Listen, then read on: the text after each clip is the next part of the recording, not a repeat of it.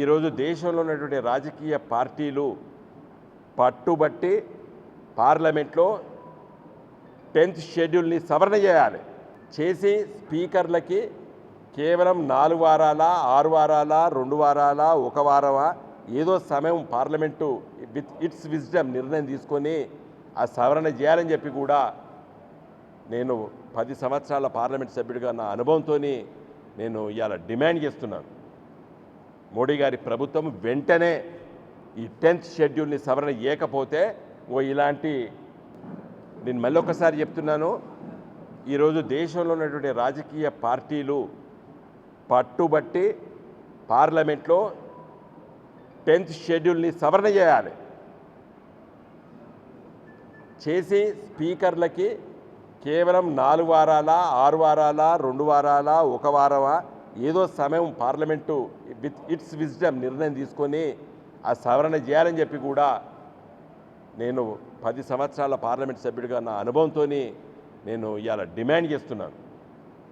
మోడీ గారి ప్రభుత్వం వెంటనే ఈ 10th షెడ్యూల్ని సవరణ చేయకపోతే ఇలాంటి ఈ ఆయారాములు గయారాములు ప్రజలకి ప్రజాస్వామ్యం పట్ల అసలు విశ్వాసం కోల్పోతున్నారంటే కారణము ఇలాంటి సంఘటనలు జరుగుతాయి. మరి 85లో అప్పుడు రాజీవ్ గాంధీ గారు చట్టం పెట్టినప్పుడు ఇలాంటి స్పీకర్లు ఉంటారు అనుకోలేదు, వాయిదాలు వేసే స్పీకర్లు ఉంటారు అనుకోలేదు.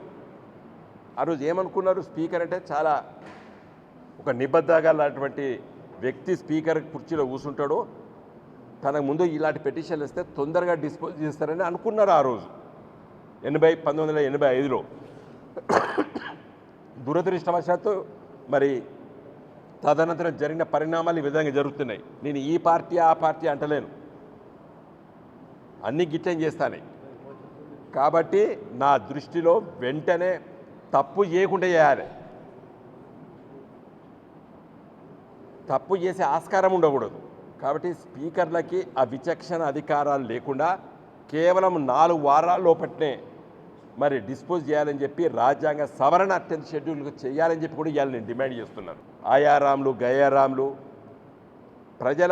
ప్రజలకి ప్రజాస్వామ్యం పట్ల అసలు విశ్వాసం కోల్పోతున్నారంటే కారణము ఇలాంటి సంఘటనలు జరుగుతాయి.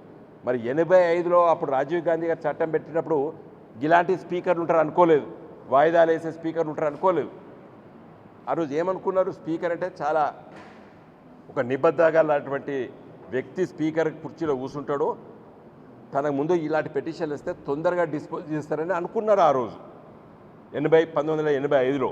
దురదృష్టవశాత్తు మరి తదనంతరం జరిగిన పరిణామాలు ఈ విధంగా జరుగుతున్నాయి. నేను ఈ పార్టీ ఆ పార్టీ అంటలేను, అన్ని గిట్లం చేస్తానే.